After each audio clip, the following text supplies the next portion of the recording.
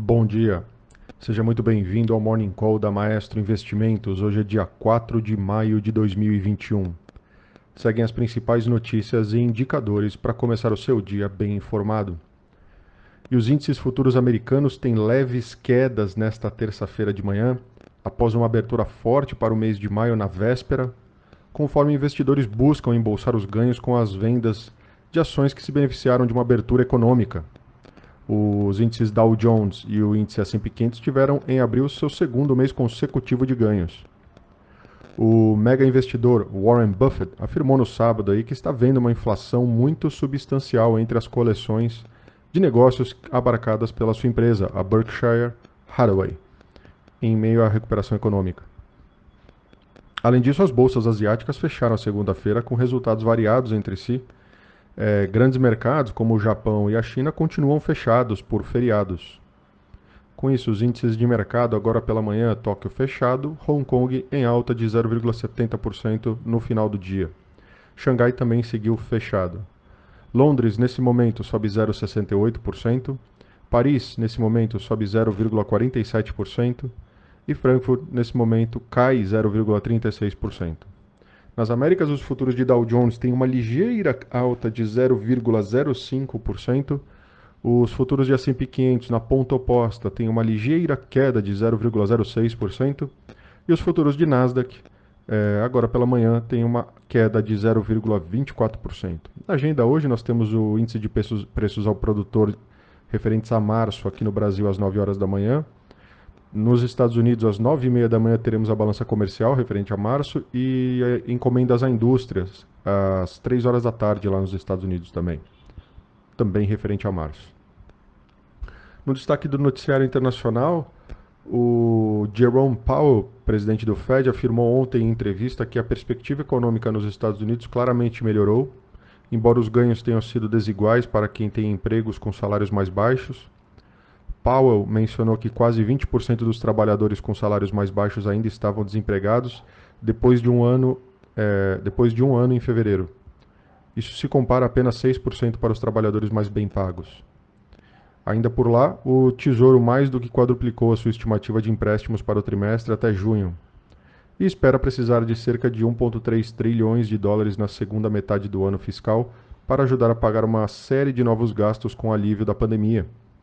As projeções do Tesouro Americano, divulgadas ontem, na segunda-feira, incorporaram aí o impacto do projeto de lei de alívio da pandemia de 1,9 trilhões de dólares do presidente Joe Biden, promulgado em março e veio dentro da ampla gama de estimativas do mercado.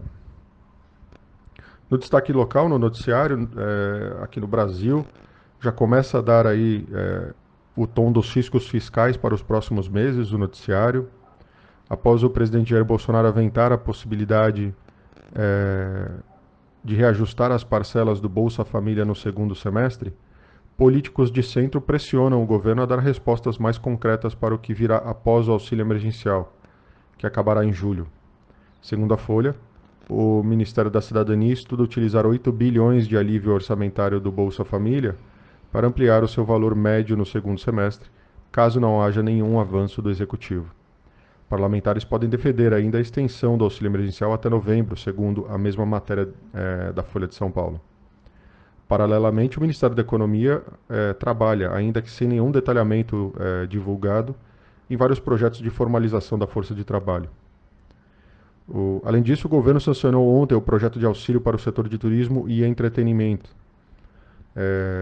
Para completar aí o noticiário do dia, em estudo preliminar, o Ministério da Economia estima que o corte de 1% na alíquota do imposto de renda de empresas deve ser compensado pelo aumento de 3 a 4% em lucros e dividendos, caso o governo queira manter a arrecadação em uma futura mudança. Falando de empresas, o grande destaque aí da temporada agora é o resultado do Itaú Unibanco, que registrou um lucro líquido recorrente de 6,398 bilhões de reais no primeiro trimestre desse ano, uma alta aí de quase 19% ante aos 5,3 bilhões de reais apresentados no quarto trimestre de 2020, e uma alta aí de 63,5% sobre os 3,9 bilhões registrados um ano antes. Já o lucro líquido contábil do maior banco privado do país ficou em 5,4 bilhões de reais, uma alta de 59% sobre os 3,4 bilhões de reais registrados no mesmo período do ano anterior.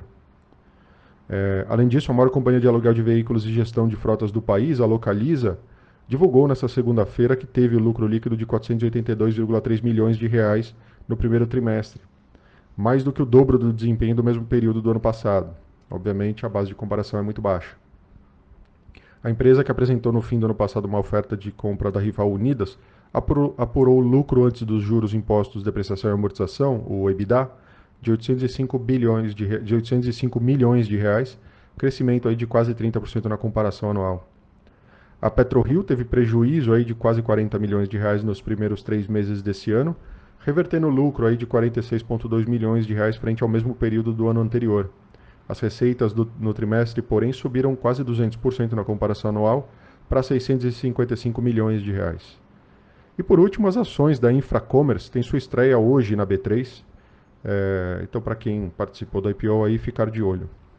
Então, por hoje é só. Bom dia, um abraço e bons negócios.